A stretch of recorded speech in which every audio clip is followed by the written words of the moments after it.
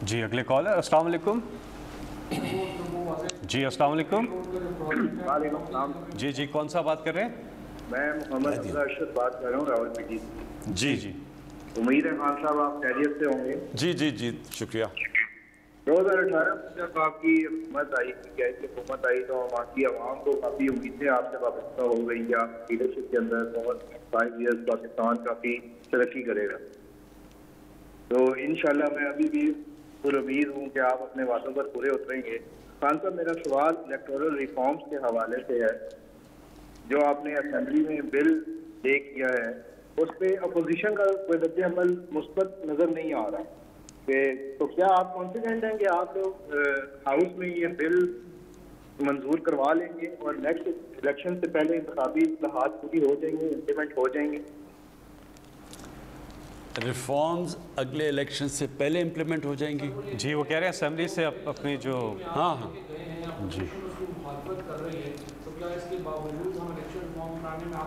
जी जी मैं देखिए मैं आपको एक बात बताता हूँ। मेरी कोई वालिद पॉलिटिक्स में नहीं थी, मैं कोई फैमिली पॉलिटिकल नहीं थी, तो मैं तो पॉलिटिक्स में तब आया था अकेला और थोड़े दोस्तों के साथ। तो मैंने ये जो एक बड़े प्रोसेस से गुजरा हूँ, इसमें मुझे जो तजर्बा मिला है वो बहुत कम लोगों को ऐसा तजर्बा मिल सकता है। क्योंकि देखिए जो असल में स्ट्रगल में जो आप सीखते हैं वो ही आपको मजबूत कर देता है बड़े चैलेंजेस लेने के लिए।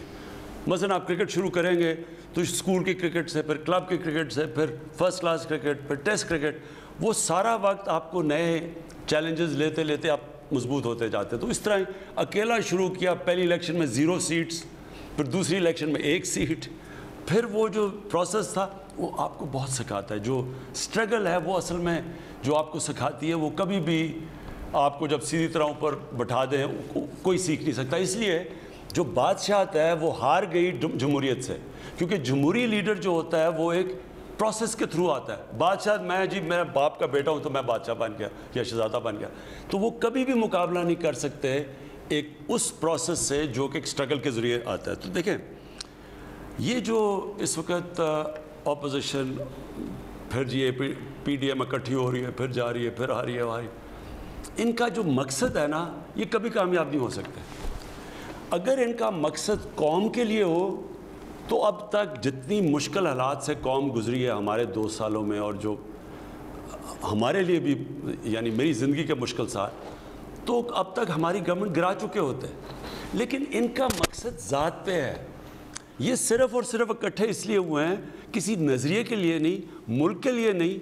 जो इनके ऊपर करप्शन केसेस जो हमारे से पहले के लगे हुए हैं, ये हमें चाह रहे हैं कि ब्लैकमेल करके वो करप्शन के केसेस ख़त्म करो।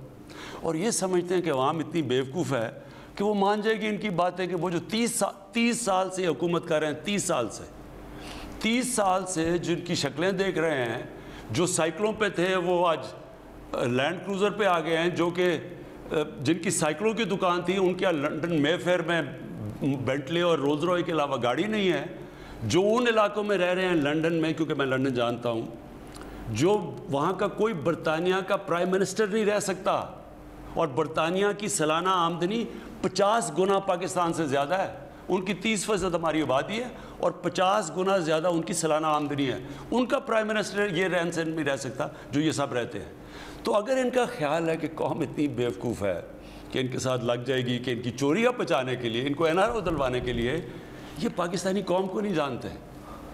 ये समझते हैं कि सारा वक्त कोई ना कोई ये ड्रामे करके ये आ जाएंगे। इनकी मेरे से आज सुन लें, ये जो आज घबरा के सारे इकट्ठे हुए हैं, इनकी वजह ये है, ये समझ नहीं रहे थे कि ये हुकूमत निकल सकेगी इस माशी क्राइसिस से। ये समझ रहे थे हम डूब जाएंगे। अब ये जो इन्होंने देखा है कि ये जो निकल गई है और आगे मज़ीद, और जो प्रेडिक्ट कर रहे हैं लोग कि ये अब और मज़ीद आगे बढ़ेगा, पाकिस्तान सही रास्ते पर लग गया, एक्सपोर्ट्स बढ़ गई है, जो सारे इकनॉमिक इंडिकेटर्स हैं वो सही रास्ते पे हैं। अब ये फिर कोशिश करेंगे कुछ, मुझे पूरा शक है ये अभी बजट में भी कोशिश करेंगे, लेकिन ये किसी सूरत जीतेंगे नहीं, क्योंकि ये जिस लिए कोशिश कर रहे हैं कौम जानती है ये क्या कोशिश कर रहे हैं कि फिर से इनको चाहिए कि जो इनकी जो 5 उंगलियां घी में थी जो खाते जा रहे थे, इनको ये फिर से वो चाहते हैं, वो होगा नहीं।